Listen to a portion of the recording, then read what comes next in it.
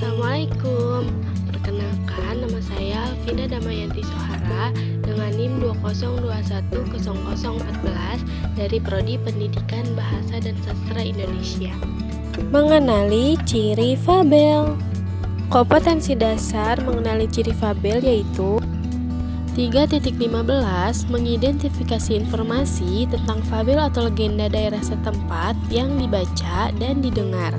Indikator pencapaiannya yaitu ciri cerita fabel atau legenda, lalu langkah memahami isi cerita fabel. Yang kedua, 3.16 menelaah struktur dan kebahasaan fabel atau legenda daerah setempat yang dibaca dan didengar. Indikator pencapaiannya memahami struktur teks fabel atau legenda. Pengertian fabel. Secara etimologis, fabel berasal dari bahasa Latin fabulat. Cerita fabel merupakan cerita tentang kehidupan binatang yang berperilaku menyerupai manusia. Fabel termasuk jenis cerita fiksi, bukan kisah tentang kehidupan nyata. Cerita fabel juga sering disebut cerita moral karena pesan yang ada di dalam cerita fabel berkaitan erat dengan moral. Ciri-ciri fabel. Yang pertama, fabel mengambil tokoh para binatang. Yang kedua, watak tokoh para binatang digambarkan ada yang baik dan ada yang buruk seperti watak manusia. Yang ketiga, tokoh para binatang bisa berbicara seperti manusia.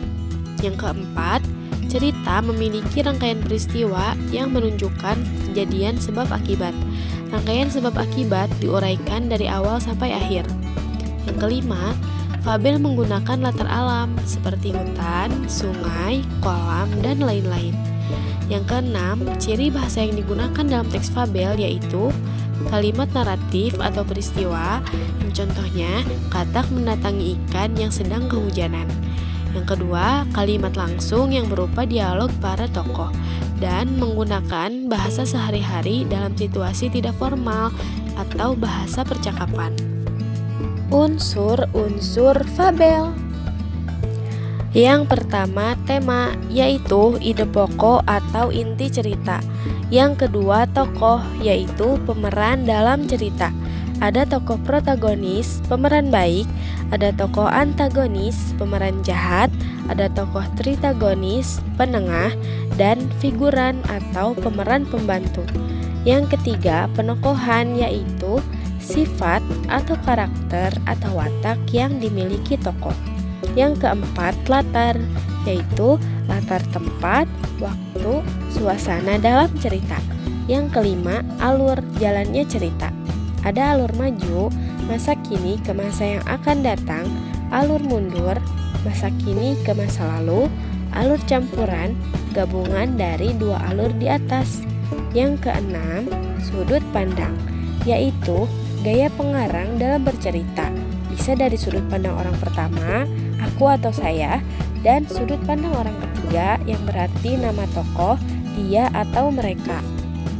Yang ketujuh, amanat, yaitu pesan yang disampaikan oleh pengarang bisa berupa amanat tersirat atau tersurat.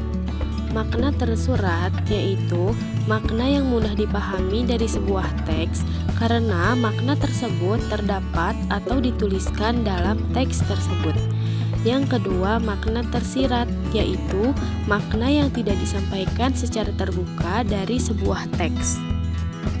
Struktur teks fabel. Struktur atau bagian pertama dari fabel merupakan orientasi. Orientasi bisa dikatakan sebagai bagian pembuka sebuah cerita fabel. Pada bagian ini biasanya terdapat penjelasan tentang tokoh, latar belakang, dan waktu. Selanjutnya adalah komplikasi, bagian yang berisi masalah atau konflik dalam sebuah cerita dari teks fabel. Biasanya muncul beberapa konflik utama yang terjadi pada para tokoh. Setelah adanya konflik pada bagian sebelumnya, maka perlu adanya penyelesaian dari konflik tersebut. Bagian ini disebut resolusi, yang artinya menjelaskan tentang klimaks atau puncak permasalahan beserta penyelesaiannya. Setelah menyelesaikan seluruh komponen penting cerita, bagian akhirnya adalah koda. Bagian ini dapat diartikan sebagai penjelasan terkait perubahan yang terjadi pada para tokoh setelah menyelesaikan masalah, serta terdapat amanah yang bisa dipetik dari keseluruhan cerita. Berikut adalah salah satu contoh teks fabel beserta penjelasan unsur dan strukturnya.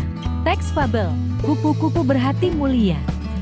Pada suatu hari yang cerah, seekor semut berjalan-jalan di taman. Ia sangat bahagia karena bisa melihat taman yang indah. Sang semut menyapa binatang-binatang di taman itu. Ia melihat sebuah kepompong di atas pohon. Semut itu mengejek bentuk kepompong yang jelek dan tidak bisa pergi kemana-mana. "Hai, kepompong, alangkah jelek nasibmu. Kamu hanya bisa menggantung di ranting itu. Ayo jalan-jalan, lihat dunia yang luas ini. Bagaimana nasibmu jika ranting itu patah?" Sang semut selalu membanggakan dirinya yang bisa pergi ke tempat di mana ia suka. Bahkan, sang semut kuat mengangkat beban yang lebih besar dari tubuhnya. Sang semut merasa dirinya binatang paling hebat. Si kepompong hanya diam mendengar ajakan tersebut. Pada suatu pagi, sang semut kembali berjalan-jalan di taman itu. Karena hujan, genangan lumpur terdapat di mana-mana. Lumpur itu membuat semut tergelincir dan terjatuh ke dalam genangan lumpur tersebut. Sang semut hampir tenggelam dalam genangan lumpur. Dia berteriak sekencang mungkin untuk diminta bantuan. "Tolong, bantu aku. Aku hampir tenggelam. Tolong, tolong." Untunglah saat itu ada seekor kupu-kupu yang terbang melintas. Kemudian, kupu-kupu menjulurkan sebuah ranting ke arah semut. "Semut, peganglah erat-erat ranting itu. Nanti aku akan mengangkat ranting itu." Lalu semut memegang erat ranting itu. Si kupu-kupu mengangkat ranting dan menurunkannya di tempat aman.